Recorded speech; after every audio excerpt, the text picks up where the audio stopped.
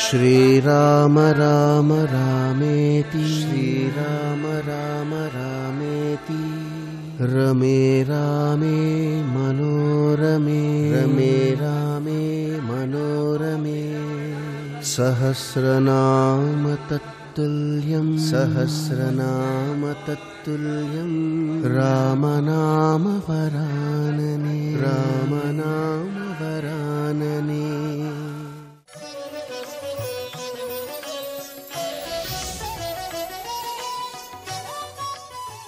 మహర్షి అంటారు తెల్లవారింది. మరి రాత్రి వచ్చి కదండి అన్వేషణ మొదలుపెట్టారు. తెల్లవారుతోంది. సారామ రమమహిషి రాఘవస్య ప్రియాసతి వన సంచార కోచల నునయేష్యతి జానకి సంధ్యావందనానికి వస్తుంది అన్నారుగా. కాబట్టి ఈ సమయంలో ఈ చెట్ల మీదంతా వెతుకుతూ సీతామాత యొక్క దర్శనం చేసినటువంటి సమయానికి ఆయన ఈ పరివేదన పొంది ఆవిడ యొక్క శీల వైభవాన్ని ఆంతరమునందు ప్రశంసించేటటువంటి సమయంలో తెల్లవారింది. షడంగ వేద విదుషాం క్రతు ప్రవర యాజినాం శుశ్రావ బ్రహ్మఘోషాంశ్చ విరాత్రే బ్రహ్మరక్షసాం. వేదములలో ఉండేటటువంటి మంత్రములను సుస్వరముతో చదువుతున్నటువంటి ఘోష వినపడుతోంది. వేదనాదం వినపడడం చాలా మంచిది. మనం వేదం చదవక్కర్లేదు, వేదాన్ని వినగలిగితే చాలు. వేదం దగ్గరికి వెళ్ళేటప్పటికీ అదొక గొప్ప విషయం. మీరు వేదం చదువుకుని ఉండక్కర్లేదు. వేదం చదువుకుని ఉండక్కర్లేదంటే చదవద్దన్నది నా ఉద్దేశ్యం కాదు. చదువుకోలేదని బెంగ పెట్టుకోక్కర్లేదు వయసు దాటిపోయాక. చదువుకోకపోయినా వేదం చదువుకున్నవాడు కనపడ్డప్పుడు ఆ గౌరవం ఇచ్చి, అయ్యా స్వరం ఒక్క పన్నం చెప్పండి అని వారు పన్నం చెప్తే నీకున్నది తాంబూలం ఇచ్చి నువ్వు నమస్కరించగలిగితే అదొక ప్రజ్ఞ, అది భక్తి. ఎందుకంటే వేదము ప్రమాణము. మీ జీవితానికి కర్మకి అంతటికీ కూడా ఏది చెయ్యాలన్నా వేదమే ప్రమాణంగా ఉంటుంది తప్ప వేదో నిత్యమధీయతాం తద్విదితం కర్మస్వనుష్ఠీయతాం దాన్ని బట్టే చేయవలసి ఉంటుంది. వేదం వినపడుతోంది. తెల్లవారుజామును లేచాడు. మంచిదా కాదా? చాలా మంచిదే. లేవడం అనేటటువంటిది శరీరానికి సంబంధించిన విషయం. మనసు లేదనుకోండి లేస్తుంది. లేచిన శరీరం దేనికి పనికి రావాలి? ఉత్తరక్షణంలో స్నానం చేయడానికి వెళ్ళాలి. మనసు ఏం చేయాలి? శరీరాన్ని స్నానం చేయడానికి వెళ్ళమని మనసుకో శక్తి ఉంది, అది విడిపోతుంది. విడిపోయి అది ఏదో స్మరించడం మొదలు పెడుతుంది. అది ఏదో పనికి మాలినవి స్మరించకూడనివి స్మరించింది అనుకోండి తెల్లవారుజామున మళ్ళీ దోషభూయిష్టం అవుతుంది. ఇందుకు కదా శంకర భగవత్పాదులు మహానుభావుడై జగద్గురువై సమస్త జాతిని ఉద్ధరించారంటే స్మరణము మనసు యొక్క లక్షణం. కాబట్టి ఆయన ప్రాతకాలమునందు స్నానం చేస్తే కానీ కర్మాధికారం లేదు. స్మరించే మనసుకి అధికారం ఏమిటి? దానికి శౌచం ఏమిటి? ఈశ్వర స్మరణమే దానికి శౌచం. బాహ్య స్నానమే శరీర శౌచం. దీని మీద నీళ్లు పోస్తే తప్ప ఇది సంధ్యావందనానికి కూర్చోకూడదు. భగవంతుణ్ణి తలుచుకోవడానికి మనసుకి ఏం చేస్తావు? తలుచుకునేటట్టు చేస్తే చాలు. కాబట్టి ఎలా తలుచుకోవచ్చో శంకరులు నేర్పారు ఈ జాతికి. ప్రాతస్మరామి లలితా వదనారవిందం ప్రాతర్నమామి పరమేశ్వర పాద పద్మం పద్మోద్భవామర మునీంద్ర మనోనివాసం పద్మాక్షనేత్ర సరసీరుహ పూజనీయం అని. మహానుభావుడు కదండి శంకర భగవత్పాదులంటే. అందుకే ఆఖరికి దాంట్లోంచి కదా వెంకటేశ్వర సుప్రభాతాన్ని ఇమిటేట్ చేశారన్నాను. అమ్మవారి యొక్క కపోలములను బుగ్గలను ముట్టుకుని రాత్రి అమ్మవారిని గాఢంగా కౌగలించుకొని తల్లి యొక్క స్తనముల మీద పరమశివుని యొక్క చెయ్యి పడిన కారణం చేత అమ్మవారి ఒంటికున్న అంగరాగములు పరమశివుడి యొక్క చేతులకు అంటుకున్నాయి. అలా అంటుకున్నటువంటి చేతిని నేను చూస్తున్నానన్నారు. ప్రాతస్మరామి పరమేశ్వర పాద పద్మం అంటూ ఆ మహర్షులు పూజ చేసినటువంటి పాదములను, అమ్మవారి బుగ్గలు పుణకడం వల్ల ఆ చేతులకు అంటుకున్నటువంటి అంగరాగములతో కూడిన పరమశివ హస్తాన్ని, తల్లిదండ్రుల మధ్య అనురాగాన్ని కొడుకుగా దర్శించడం జగత పితరవ్ వందే పార్వతీ పరమేశ్వరం. దాంట్లోంచే కమలాకుచ చూచుక కుంకుమతో నియతారునితాతుల నీలతనో కమలాయతలోచనలోకపతే విజయీభవ వెంకట శైలపతే అని అన్నం సుప్రభాతంలోకి తీసుకున్నాడు. శంకర భగవత్పాదులు ఇచ్చింది ఆ శ్లోకం. అంతకుముందు ఆయన అనుభవించినటువంటి హృద్యమైనటువంటి సన్నివేశం అది. కాబట్టి ప్రాతస్మరామి, తెల్లవారి లేస్తే స్మరణ మనసుది, కర్మ శరీరాన్ని. స్మరణ శరీరానికి ఏం లేదు. నిన్న మీకు చెప్పాక చిజ్జడ గ్రంథి శరీరం. స్మరించగలిగిన శక్తి ఉన్న మనస్సు దేన్ని స్మరిస్తే తరిస్తుందో దాన్ని స్మరించడానికి అవకాశం ఇచ్చారు శంకరాచార్యులు గారు. ఇప్పుడు లేవడం గొప్ప, లేచి స్మరించవలసినది స్మరించడం గొప్ప. లేవడం గొప్ప కాదు, లేవడం గొప్ప కాదనడానికి లేదు. లేవడం కూడా మంచిదే, ఎందుకంటే అసలు లేవకపోవడం కన్నా లేవడం మంచిదేగా. కానీ లేచి స్మరించకూడదని స్మరిస్తే అత్యంత ప్రమాదహేతు. మహర్షి ఎక్కడైనా చెప్పారా అలాగా? అలా చెప్పరు. నేను మీతో మనవి చేసింది అదే. అలా ఏమీ సర్టిఫికెట్లు ఇవ్వకుండా మాట్లాడడమే సుందరకాండ. కానీ మహర్షి ఒక మాట చెప్పారు. అక్కడ ఒక తివాచి ఉంది. మహీకృత పర్వతరాజిపూర్ణ శైలాకృతా వృక్షవితానపూర్ణా వృక్షాకృతా పుష్పవితానపూర్ణా పుష్పంకృతం కేసరపత్ర పూర్ణం. ఈ బ్రహ్మాండము భూమి, భూమి మీద ఉన్న పర్వతాలు, పర్వతాల మీద ఉన్న చెట్లు, చెట్లకున్న పువ్వులు, పువ్వులకున్న కేసరములు చెక్కారు. ఈ భూమి తల్లి. నువ్వు నిద్ర లేచేటప్పుడు కాలు పెట్టే ముందు భూమాతకి నమస్కరించి తప్పక కాలు పెడుతున్నానని నువ్వు దిగుతుంటే, నువ్వు లేచి మీ మనసు లేచి మీ ఇద్దరూ లేవడం లోకకంటకూడవు కావు అనడానికి గుర్తు. అలా కాకుండా పరకాంతనో పరుల ద్రవ్యాన్ని ఇవాళ మనం ఎలా అపహరించచ్చనో ఆలోచిస్తూ లేచాడు అనుకోండి. స్నానం చేయడా చేస్తాడు, సంధ్యావందనం చేయడా చేస్తాడు, పూజ చేయడా చేస్తాడు. తర్వాత ఏం చేస్తాడు? ఇవి చేస్తాడు. నియుజ్యమానస్సు గజాసహస్ర సుకేశరాశ్చోత్పల పత్రహస్త బభూవదేవీ చ కృతాసుహస్త లక్ష్మీస్తథా పద్మిని పద్మహస్త. అక్కడికి వెళ్ళి పూజ చేస్తాడు. బయటికి వచ్చి సీతమ్మని కాముకత్వంతో చూస్తాడు. చాలదా పాడైపోవడానికి? లేవడం అన్నది శరీరము లేవడం కాదు, మనసు లేచేటప్పుడు ఎలా ఉండాలో చూపిస్తారు. ఎంత సాత్వికంగా ఉండాలో, లేచిన వాడి యొక్క జీవితం ఎలా ఉండాలో చూపిస్తారు. పోనీ ఎలా ఉండాలో ఎక్కడైనా చూపించారా మహర్షి? చూపించారు. ఎక్కడ చూపించారు? అరణ్యకాండలో చూపించారు. హేమంత ఋతువులో తైలం ఎక్కువగా ఉన్నటువంటి పదార్థాన్ని రాత్రి దుంపలు తిన్న కారణం చేత దాహంతో ఉన్నటువంటి ఏనుగు బాగా దాహం వేసి నీళ్లు తాగుదామని తెల్లవారుజామున 3:30 గంటలకి గోదావరి నది ఒడ్డుకెళ్ళి నీరు తాగుదామని తొండం పెడుతోంది, తీసేస్తోంది, పెడుతోంది, తీసేస్తోంది తప్ప నీళ్లు తాగట్లేదు. అంత చల్లగా ఉన్నాయి. జలపక్షులు నీటిలో ఉండవలసినవి నీటిలో ఉండకుండా ఒడ్డునున్నాయి. యుద్ధం చేయవలసిన సైన్యం శత్రువుల్ని చూసి వెళ్లకుండా పారిపోయి వచ్చినట్టు అన్నారు మహర్షి. రాముడు మాత్రం స్నానం చేశాడు. మరి ఏనుగు తొండం పెట్టలేని చోట, జలపక్షులు వెళ్ళలేని చోట రాముడు ఎలా స్నానం చేశాడు? లేవడం స్నానం చేయడం కోసం, అందుకు చేశాడు ఆయన. ఇది ఆయన ధార్మిక నిష్ట. అప్పుడు లక్ష్మణుడు అన్నాడు పక్కన నిలబడి, మీరు విన్నారు అరణ్యకాండలో, అన్నయ్య భరతుడు కూడా ఇలాగే అక్కర్లేని కష్టాన్ని నెత్తి మీద వేసుకుని నీ మీద భక్తితో సరయూ నదిలో స్నానం చేస్తుంటాడన్నయ్య అన్నాడు. అవునరా తమ్ముడు అన్నాడు. అన్నయ్య అంత మంచి తమ్ముడు భరతుడికి, నీకు మంచి తమ్ముడు, ఈయనకి అన్నగారు కదా, నీకంత మంచి తమ్ముడైన భరతుడు, అంత గొప్ప తండ్రి దశరథుడి కొడుకు, అంత నీచ స్వభావం ఉన్న కైక తల్లి ఎలా అయిందన్నయ్య అన్నాడు. రాముడు అన్నాడు వెంటనే, భరతుడి గురించి ఇంకా ఏమైనా మాట్లాడు, అమ్మ గురించి ఇప్పుడేమి ఇంకా మాట్లాడకన్నాడు. ప్రాతస్మరామి, పొద్దున్న తలుచుకుంటే నమస్కారానికి తలుచుకో, అంతేగాని పొద్దున్నే తలుచుకున్నప్పుడు అత్తగారిని మీద కోపంతో మామగారి మీద కోపంతో తలుచుకోకూడదు, నాన్నగారిని కోపంతో, అమ్మని కోపంతో, గురువుగారిని కోపంతో తలుచుకోకూడదు. ఆ కాలము అటువంటిది. అందుకే దేశము కాలము ఈ రెండిటికి చాలా గొప్ప పాత్ర ఉందండి. సనాతన ధర్మంలో ఎప్పుడు పడితే అప్పుడు చేయరు, దానికి ఒక నియమం ఉంటుంది. సంవత్సరాలు ఎప్పుడో అని మీరు అడిగారు అనుకోండి, దానికి ఒక పద్ధతి ఉంటుంది. 12 నెలలు పూర్తవ్వాలి, చైత్రమాస ప్రారంభం సూర్యోదయంలో పాడ్యమి ఉండాలి, ఉంటే ఉగాది ప్రారంభం, కొత్త సంవత్సరం ప్రారంభం. అంతేగాని సూర్యోదయం అయిందో సూర్యాస్తమయం అయిందో అసలు ఏముందో ఏం ఊడిపోయిందో గడియారం ఆగిపోయి చూపించిందో పావుగంట ముందు చూపించిందో ఏమీ తెలియకుండా అర్ధరాత్రి 12ంటికి కొత్త సంవత్సరం వచ్చిందన్నాం ఈ జాతికి తెలియదు, సనాతన ధర్మానికి తెలియదు.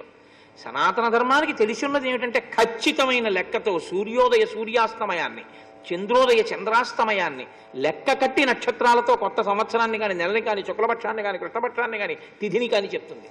అది ఈ జాతి యొక్క గొప్ప ఐశ్వర్యానికి మనం వారసులం సనాతన ధర్మంలో. ఇటువంటి ఐశ్వర్యం ఇంకెవరికి లేదు, ఇది మన అదృష్టం. కాబట్టి నువ్వు లేవడం గొప్ప కాదు, లేచి ఏం చేస్తున్నావు ఎప్పుడు గొప్ప కాదు. లేచి చెయ్యకూడని పని చేసినప్పుడు నువ్వు లేచి ప్రయోజనం ఏమిటి? ఇది మహర్షి చెప్తారా? చెప్పరు. ఆయన అక్కడ ఏం చేశారో చెప్తారు, ఈయన ఇక్కడ ఏం చేస్తున్నాడో చెప్తారు. మీరు ఈయన ఎలా చేశాడో అలా చేద్దాం అనుకుంటే మీకు ఇంకో 9 తలకాయలు ఇచ్చినా ఉండవు. ఆయన ఎలా చేశాడో మీరు అలా చెయ్యాలనుకుంటే యుగాలు మారిపోయినా మీరు పూజింపబడతారు. ఇది చెప్పడం సుందరకాండ అంతే. నేను అందుకే మీతో మనవి చేసేది అడుగడుగున ఉపాసనకాండ సుందరకాండ. కాబట్టి ఇప్పుడు వేదం వినపడుతోంది. అథ మంగళవాదిత్రియై శబ్దై శ్రోత్ర మనోహరై ప్రాబుధ్యత మహాబాహు దశగ్రీవో మహాబల. దశకంఠుడు అతని అనుచరులు కూడా మంగళకరమైనటువంటి ధ్వనులకు మేల్కొన్నారు. ఏ ధ్వనికి పడితే ఆ ధ్వనికి మేల్కొనకూడదు కదా. అలా ఎందుకండి మేల్కొనకూడదు అని మీరు నన్ను అడగచ్చు మాట. అలా లేస్తే ఏమవుతుందంటే మీ మనస్సు యొక్క ఉద్విగ్నత వెళ్ళిపోతుంది. అలా లేవద్దు అని శాస్త్రం. ఎందుకంటే మీరు లేచేటప్పుడు విష్ణు స్వరూపంతో ఉన్నటువంటి దాన్ని ధ్యానించి ముందు ఆ పేరే నోటి వెంట పలకాలి. రాత్రంతా పడుకున్న తర్వాత మొదటి మాట నోటి వెంట ఏది రావాలంటే ప్రాతకాలంలో శ్రీహరి తప్ప ఇంకొక మాట వాడడం అన్నది మంచిది కాదు యథార్థానికి. ఒక్క శ్రీహరి శ్రీహరి శ్రీహరి శ్రీహరి 3 మాటలు. ఎందుచేత అంటే శ్రీకారంతో ప్రారంభమై ఆ రోజు కాలము చేత మీరు అనుభవించవలసిన పాపము దుఃఖ రూపంలో రాబోతుంటే అది జాగృతావస్థకి ప్రారంభం కాబట్టి ఆయన ఆ పాపమును హరించి దాని స్థానంలో మీ మనసు సుఖపడేటట్టు సంతోషించేటట్టు మీరు బాధపడకుండా ఉండేటట్టు మీరు చేసిన పాపమును మన్నించి మిమ్మల్ని సంతోషపెట్టగలిగినటువంటి అఖిలాండ కోటి బ్రహ్మాండ నాయకుడు ఆయన. ఆయన అలా మీ పాపాన్ని మన్నించి మీకు మంచినిచ్చినా అడగగలిగిన వాడు లేడు. ఆయన అలా క్షమించకపోతే ఈశ్వరుడే కాడు. పాపానికి పాప ఫలితమే, పుణ్యానికి పుణ్య ఫలితమే, నువ్వు అంటే మాత్రం నేను ఇస్తానా అన్నాడు అనుకోండి, ఇంకెందుకు మీరు నేను స్మరించడం. అందుకే నమ శివాభ్యాం అశుభాపహాభ్యాం. మీరు భక్తితో స్మరిస్తే ఆయన మీ పాపం తీస్తాడు. లేకపోతే వెంకటేశ్వరుడు అన్న మాటకు అర్థమే లేదు. వేం కటతీతి ఇది వెంకట. మీ పాపాన్ని తీయగలడు. ఏది నిప్పెత్తకుండా వెంట్రుకల రూపంలో తీసేస్తాడు. అందుకు కాదు తలనీలాలు ఇచ్చేస్తాం. పాపములను తీయగలిగిన వాడు కాబట్టి వెంకటేశ్వరుడు. అసలు పాపమే తీయడు ఈశ్వరుడు అంటే. అప్పుడు ఆయన ఇంకా క్షమాభిక్ష పెట్టడు అని దాని అర్థం. ఆయన క్షమాభిక్ష పెట్టని వాడైతే మీరు ఇంకెళ్ళి ఆయన కాళ్ళు పట్టుకోవడం ఎందుకండి? అసలు మీ పాపమును మన్నించగలిగిన ప్రజ్ఞ ఈశ్వరుడికి గురువుకి లేకపోతే ఈ ఇద్దరిని పట్టుకోవడం లోకంలో అనవసరం. డాక్టర్ గారు ఎప్పుడూ కడుపు నొప్పి కాలు నొప్పి అని వచ్చేవాడే, ఒక్కడు రిలీజ్ అయిన సినిమా గురించి చెప్పడానికి వచ్చేవాడు లేడని విసుక్కుంటే ఏమన్నా అర్థం ఉందా? డాక్టర్ గారి దగ్గరికి వెళ్ళేవాడు సినిమా గురించి మాట్లాడడానికి ఎందుకు వెళ్తాడండి? అలా వెళ్ళడు.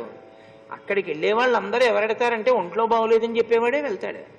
ఈశ్వరుడి గురించి వెళ్ళేవాడు 198 మంది ఎవరెళ్తారంటే అయ్యో ఈశ్వరా నా వలన ఎన్ని పొరపాట్లు జరిగిపోయాయో తండ్రి, నువ్వు తప్ప నన్ను ఎవరు మన్నిస్తారు అని అడిగేవాడు ఎడతాడు. గురువుగారి దగ్గరికి ఎవడెడతారు?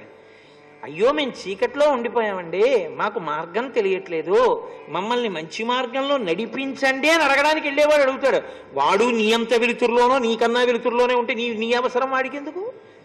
ఒక గురువు ఉన్నాడు అంటే ముందేం అర్థం చేసుకోవాలంటే తనని ఆశ్రయించేటటువంటి వాళ్ళు ఒక మంచి మార్గం కోసం తన్ని పట్టుకుంటారు. కాబట్టి తాను ఉదారుడిగా ఉండాలని గురువుకు ఉండాలి. అసలు ఆ మాట గురువు, ఆ మాట ఈశ్వరుడు అనలేదనుకోండి, అసలు ఉద్ధరణ అన్న ప్రక్రియ అక్కడే అయిపోతుంది. నువ్వెక్కడున్నావో తెలియనివాడు ఆయన కాదు, దేశకాలములు నీకు తెలిసి ఉండాలి. ఈ దేశకాలముల యందు ఫలితమును నువ్వు అనుభవిస్తావు. అనుభవించకుండా నేను పాపము చేసి ఉంటాను, నన్ను ఏడిపించద్దని వాడి పాదములు పట్టుకుంటున్నానని నువ్వు తెలుసుకుని ఉండాలి.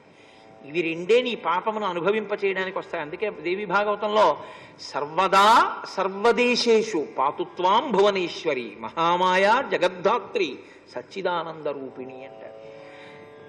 కాబట్టి ఇప్పుడు ఆయన నిద్ర లేచాడు. లేచి భృశం నియుక్తస్తస్యాంచ మదనేన మదోత్కటః నసతం రాక్షస కామం శశాకాత్మని గూహితుం. తన కామమును తాను అణుచుకోలేకపోయాడు. విశేషమైనటువంటి కామవికారమును పొంది మదోన్మత్తుడై సీతమ్మ తల్లిని స్మరించుట చేత. ఇక ఈ శ్లోకం ఎటువంటిదో తెలుసా అండి? శిలాశాసనం లాంటిది. రావణాసురుణ్ణి మీరు ఏ కారణం చేత వెనకేసుకు రావడానికి అవకాశం లేదు ఈ శ్లోకం వల్ల. ఆయన వికారమును పొందాడు. సీతమ్మ తల్లిని స్మరించడం వల్ల భక్తితో స్మరిస్తే ఉండే స్థితి వేరుగా ఉంటుంది. కేవలము కామ వికారము. ఎప్పుడు? తెల్లవారుజామున. ఎవరి మీద? ఒక అబల మీద. కాబట్టి ఇప్పుడు ఆయన కామ వికారమును పొందగానే యథేచ్ఛ. నన్ను అడిగేవాడెవడు?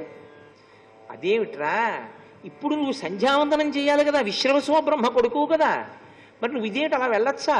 ఆయన అడిగేవాడు లేడు. కాబట్టి ఇప్పుడు ఆయన అశోకవనానికి బయలుదేరాడు. అంటే మీరు ఇప్పుడు రావణుని యొక్క గొప్పతనంగా ఎప్పుడూ వినకూడదు దీన్ని.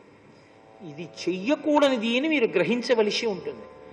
నిద్ర లేస్తూ స్మరించవలసినదేదో అది మీకు తెలియదేమోనని పెద్దలైనటువంటి వాళ్ళు ప్రాతస్మరామి స్తోత్రాల కింద ఇచ్చారు. అందుకే ఏది పడితే అది చదవకూడదు.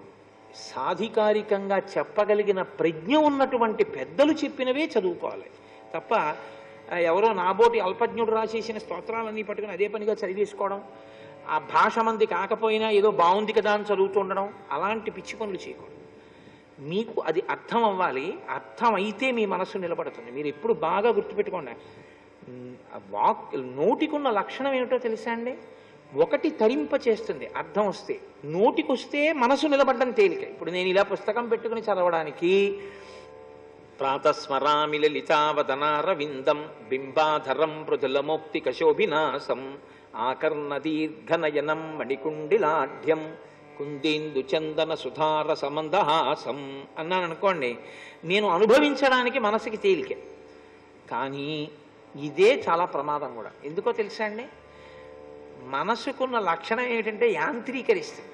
నువ్వు చదువు అని ప్రాతస్మరామి లలితావదనారవిందం బింబాధరం మృదులమోక్తి కశోభినాశం అని చదువుతుంటాడు. పాలు పోయడానికి వచ్చిన వాడి దృష్టిలో ఈయన భక్తుడు, పైకి చదువుతున్నాడు కాబట్టి. ఈయన మనసు ఎక్కడుంది? కాఫీ గ్లాసులో తిరగబోస్తోందా, తాగుతుందో ఏమిటో, పాలు వచ్చాకన్నా కూర్చోవలసింది పూజకి, పాలు వచ్చినట్టున్నాయి, కాఫీ గ్లాసులోంచి గ్లాసులోకి తిరుపుతున్న చప్పుడు వస్తోంది అని మనసు కాఫీ గ్లాసులో తొరుపుతున్న చప్పుడు వింటూ ప్రాతస్మరామి లలితావదనారవిందం అంటోంది అనుకోండి, అప్పుడు పుస్తకం చూసి చదువుకోవడమే మంచిది. కనీసం ఇంద్రియాలు ఇక్కడైనా ఉంటాయి కదా. ఇది పెద్ద ఇబ్బంది అండి. ఋషులు తీసుకొచ్చి అన్నింటినీ ఎక్కడ పెట్టారంటే నీ మనసుని తరింప చేయడం దగ్గర పెట్టారు. అది వదిలిపెట్టి ఇంకా మిగిలినవి ఎన్ని చేసినా వాళ్ళు వద్దన్నారు. దానికి దీన్ని ఉపకరణంగా వాడు, అంతేకాని అది వదిలేసి దీన్ని ఇంకో దానికి వాడితే ప్రయోజనం తక్కువ అని చెప్పేశారు అంతే. మనస్సుకి శుద్ధి లేకుండా మీరు దీంతో అల్లరంతా చేశారనుకోండి, ఏదో శంకర భగవత్పాదులు శివానంద లహరిలో అంటారు, ఈ ఎందుకురా ఇలా తిరుగుతావు నువ్వు అనవసరంగాను, పర్వతాలు ఎక్కుతావు, చెట్లు ఎక్కుతావు, చెరువుల్లోకి ఎడతావు, తామర పూలు తెస్తావు, బిల్వతలాలు తెస్తావు, అన్నీ తెస్తావు, తీసుకొచ్చి పూజ చేస్తావు. ఎవరికి కావాలి ఇవన్నీ? నీ మనసుని తీసుకెళ్ళి అక్కడ పెట్టావా, నీ వెంట పడడానికి సర్వేశ్వరుడు సిద్ధంగా ఉన్నాడు. ఒక అక్షతలోకి అన్నీ వస్తాయి. అది నీకు చేత కాలేదా, ఉపయోగం ఏమిటి? ఎన్ని చేసినా దాని వలన ఉపయోగము తక్కువ. అంటే చెయ్యొద్దా అండి? నీ మనసు బాగా నిలబడాలంటే ముందు కాయికంగా వాచికంగా చేయడం మొదలు పెడితే మనసు నిలబడుతుంది.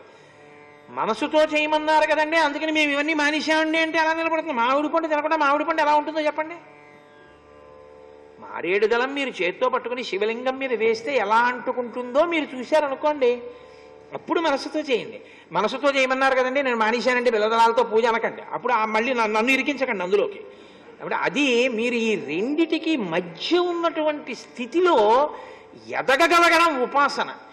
ఇది ఎదగకుండా తిరగడం అది అంత సమంజసంగా ఉంటుంది అని అంగీకరించరు పెద్దలు. అప్పుడు 10 తలకాయలుంటే ఎవడకు కావాలి, వేదం చదువుకుంటే ఎవడకు కావాలి, ఘన చదివితే ఎవడకు కావాలి, జడ చదివితే ఎవడకు కావాలండి. అందుకే ఎవడకు కావాలనే అన్నారు శంకరాచార్యుల వారు కూడా. నరత్వం దేవత్వం అన్న శ్లోకంలోన ఆయన ఒక చోట అంటారు, నువ్వు వటుర్వా గేహీవా ఇతిరిపి జటీవా తదితరో నరోవా ఎక్కశ్చిత్ భవతు భవకింతేన భవతి. నువ్వెవడవైతే అడగలరా. యదీయం హృత్పద్మం జది భవదీనం పశుపతే తదీయస్తం శంభో భవసి భవభారంచవాసి. నువ్వు బ్రహ్మచారివైతే ఎక్కువ, గృహస్థువైతే ఎక్కువ, సన్యాసివైతే ఎక్కువ, నీ మనసు పెట్టావా నాకు చెప్పు. నీ మనసు పెడితే ఈశ్వరుడు నీ వెంటపడి, వాడు నా కొరకు రక్షింపవలయువాడు అన్నాడు భాగవతంలో. ఆయన వాడి కోసం కాదు, భక్తుణ్ణి రక్షించకపోతే నేను ఉన్నానని ఎవడిని నమ్మడిగా. అందుకని వాడు నా కొరకు రక్షింపవలయువాడు. ఎంత పెద్ద మాట అండి నిజంగా పోతన గారిది. ఏమీ ఆంధ్రీకరణ. ఇది పట్టుకోవడం నీ సంస్కారం, నీ ఉపాసన. సర్వం శ్రీ ఉమామహేశ్వర పరబ్రహ్మార్పణమస్తు. స్వస్తి.